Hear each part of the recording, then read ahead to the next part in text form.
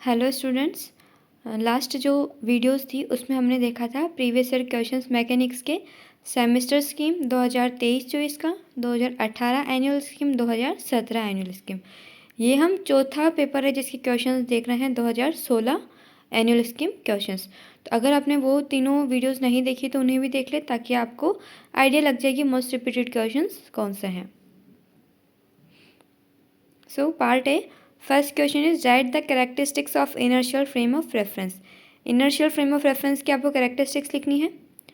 Next है Gauss formula लिखना है आपको ग्रेविटेशनल फील्ड के लिए। एक एग्जाम्पल देना है एक सिस्टम ऑफ वेरिएबल मास का जहाँ पर मास टाइम के साथ में इंक्रीज हो रहा है। तो ठीक है। नेक्स्ट, कोई रियल मेटेलिक बॉडी है, उसके लिए आपको स्ट्रेस और स्ट्रेन, प्रतिबल और विकृति, इसके बीच में आपको क्या करना है, ग्राफ प्लॉट करना है। नेक्स्ट है state the MKS unit of coefficient of viscosity. आपको पता है कि बहुत बार ये क्वेश्चन हर पेपर में आ रहा है। कोफिशिएंट ऑफ विस्कोसिटी क्या होती है, बड़े क्वेश्चन में आता है ना, उसके साथ में आपको उसकी यूनिट लिखनी होती है। तो यहाँ पर आपको सिर्फ यूनिट पूछिए कि MKS यूनिट बतानी है आपको कोफिशिएंट ऑफ विस्कोसिटी की। देन एक बॉडी है, उसको एक हाइट h से रिलीज किया जाता है। तो what will be the direction of deviation from vertical in northern hemisphere. ठीक है, नॉर्थर्न हेमिस्फेयर में वर्टिकल से उसकी डेविएशन की डायरेक्शन क्या होगी। Next is right the expression for reduce mass of hydrogen atom. Hydrogen atom के रिड्यूस मास के लिए आपको एक्सप्रेशन लिखना है। देन प्रिसीजन की डेफिनेशन। फिर कोई पार्टिकल है जो प्लेन में मूव कर रहा है, अगर वो प्लेन में मूव कर रहा है तो उसके लिए आपको डिग्री ऑफ फ्रीडम बताने हैं। ठीक है, डिग्री ऑफ फ्रीडम फाइंड करना है। नेक्स्ट इज यहाँ पर वेलोसिटी जो है लिक्विड की flowing through tube of radius a 16 centimetre पर सेकेंड है। अगर रेडियस आधी कर दी जाए तो आपको इसके लिए वेलोसिटी बतानी। तो इसमें आप क्या चीज़ मान के चलोगे, स्ट्रीमलाइन फ्लो मान के चलोगे, फिर उसकी इक्वेशन लगा दोगे। ओके, ये थे छोटे छोटे क्वेश्चंस। देन पार्ट बी है describe motion of a particle under the influence of a central inverse square attractive force. केंद्रीय आकर्षक व्युत्क्रम वर्ग बल क्षेत्र में कोई पार्टिकल मूव कर रहा है तो उसके मोशन को आपको डिस्क्राइब करना है, वो वाला पूरा टॉपिक इसमें करना है। ठीक है। नेक्स्ट है कोरियोलिस फोर्स क्या होता है उसको समझाना है और इसके इफेक्ट समझाना है। इसमें लिखा हुआ है no derivation required, that meet आपको यहाँ पे मैथमेटिकल डेरिवेशन इसका नहीं करना है, सिर्फ उसको एक्सप्लेनेशन आपको देनी है। नेक्स्ट है फोकाल पेंडुलम, जो कि काफ़ी रिपीटेड क्वेश्चन है, right. Next is derive an expression for gravitational potential and field at a point outside a solid sphere due to it. Solid sphere, hollow sphere, इनके पॉइंट अंदर हो, बाहर हो, बीच इनके सरफेस पे हो, ये चीज़ें हम लोग डील जनरली कर रहे हैं, राइट। तो इस क्वेश्चन में पूछा क्या गया है, सॉलिड स्फीयर दिया गया है और उसके बाहर किसी पॉइंट पे आपको फील्ड और पोटेंशियल निकालनी है। ठीक है। नेक्स्ट है बाइनरी स्टार्स पे लिखना है और स्कैटरिंग क्रॉस सेक्शन के बारे में लिखना है। Next is centre of mass को डिफाइन करना है। एक्सप्रेशंस देने हैं आपको coordinates, velocity and momentum of centre of mass of a body. ठीक है, इनके एक्सप्रेशंस डिराइव करने हैं। Next repeated question same, law of conservation of linear momentum का, एंगुलर मोमेंटम का, एनर्जी, इन तीनों के लॉ जो है आपको स्टेट भी करने और प्रूफ भी उनको देना है। ठीक है, अब देखो किस यूनिट में आया ये क्वेश्चन, थर्ड यूनिट में है, तो ये थर्ड यूनिट के अकॉर्डिंग आपको अटेंड करना है ना, कि थर्ड यूनिट में ये किस रेफरेंस में, किस रेस्पेक्ट में ये लॉज दिए गए थे। Unit fourth is obtain limiting values of Poisson's ratio. ठीक है। नेक्स्ट, एक होलो शाफ्ट जो होता है वो स्ट्रॉन्गर होता है सॉलिड शाफ्ट से अगर दोनों की इवन सेम मास और लेंथ हो फिर भी, तो इसका रीजन बताना है आपको। Next same repeated question, torsional rigidity क्या होती है उसको डिफाइन करना है। एक एक्सप्रेशन निकालना है आपको, torsional rigidity of material of a cylinder, right. Then explain करना है वेलोसिटी ग्रेडियंट क्या होता है उसे, रेनॉल्ड्स नंबर को और स्टोक्स लॉ को। नेक्स्ट इज एक्सपेरिमेंटल मेथड बताना है use to determine coefficient of viscosity using rotation viscometer.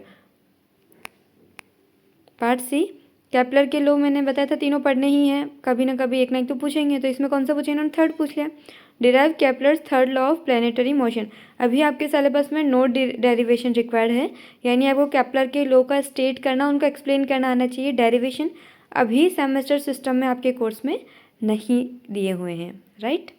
Then एक फ्रेम ऑफ रेफरेंस है, वो सिचुएटेड है on the equator and is rotating with the earth, ठीक है। अगर रेडियस ऑफ अर्थ इतनी दे रखी है तो आपको फ्रेम का क्या निकालना है, एक्सेलरेशन, त्वरण की वैल्यू कैलकुलेट करनी है। नेक्स्ट क्वेश्चन, रदरफोर्ड स्कैटरिंग है हार्ड स्फेयर्स की, देन उससे रिलेटेड एक न्यूमेरिकल है, देन आपको यूलर्स इक्वेशन लिखनी है रिजिड बॉडी डायनेमिक्स के। तो आप यूलर इक्वेशन को ज़रूर से पूरा प्रिपेयर करके जाए, okay. Obtain Euler's equation for rigid body dynamics.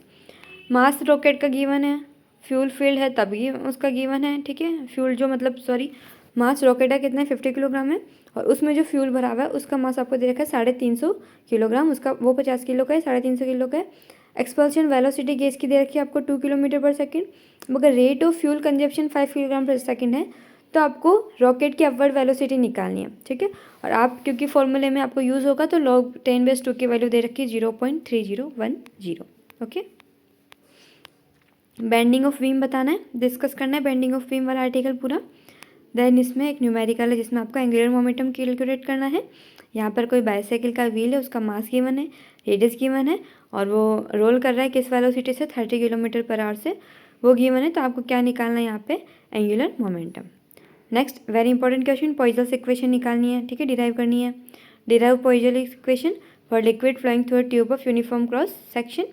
Then इसी से देन आपको एक क्रिटिकल वेलोसिटी जो है वो निकालनी है। यहाँ पर Reynold number, coefficient of viscosity और पाइप की रेडियस, ये चीज़ें गिवन है, ओके। तो ये इसका हिंदी में था क्वेश्चन।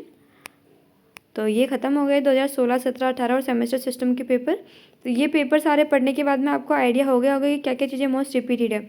जैसे कि आपको बाइनरी स्टार के बारे में पूछा जाता है, आपको केप्लर्स लॉ के बारे में पूछा जाता है, आपको रेनॉल्ड्स नंबर, स्टोक्स लॉ के बारे में पूछा जाता है, टॉर्सनल रिजिडिटी के लिए कहा जाता है, पॉइजली की इक्वेशन के लिए कहा जाता है ना, और ये यूलर्स इक्वेशन के लिए आपको कहा जाता है, जायरोस्कोप के डायग्राम के लिए आपको वो भी पूछा जाता है। तो ये कुछ क्वेश्चन है जो कि काफ़ी रिपीटेड क्वेश्चन है। ग्रेविटेशनल पोटेंशियल और फील्ड निकालनी होती है आपको, कभी सॉलिड स्फीयर की, कभी हॉलो स्फीयर की, कभी उसके अंदर, कभी उसके बाहर, ठीक है। स्कैटरिंग क्रॉस सेक्शन, तो ये बेसिक क्वेश्चन है। फोकाल पेंडुलम, ओके, कॉरियोलिस फोर्स। तो ये क्वेश्चन ऐसे हैं जो लगभग हर सेशन में आपसे पूछे ही जाते हैं। तो आपको ध्यान रखना है कि आप जब भी, ऑब्वियसली आपको कोर्स तो पूरा ही कंप्लीट करना है, लेकिन इन चीज़ों के ऊपर आपको फोकस रखना है। आपको पता होना चाहिए कि हाँ ये चीज़ें इंपॉर्टेंट है, तो इसको पढ़ने के साथ इसको एक्सप्रेस करना है, इसको अच्छे से वापस आप, ऐसा नहीं आपने दिमाग में रख लिया और आपको वहाँ पे प्रेजेंट करना नहीं आ रहा है ना, तो आप अच्छे से पढ़ पाए, साथ में उसको अच्छे से लिख सके। कोई थ्योरम है तो उसका स्टेटमेंट लिखें, उससे रिलेटेड जो पूरी चीज़ें वो एक्सप्लेन करें। कोई डेरिवेशन है, कोई डायग्राम है, तो डायग्राम को आप प्रॉपर तरीके से लेबल करें कि इस डायग्राम में ये चीज़ ये बता रही है, ऐसा नहीं कि सिर्फ डायग्राम बना के छोड़ दिया है ना। तो पूरा ढंग से प्रेजेंटेशन भी होना चाहिए ताकि सामने वाला जो कॉपी चेक कर रहा है वो आपकी चीज़ को समझ पाए कि आपने सारा कंटेंट किस तरह से किया।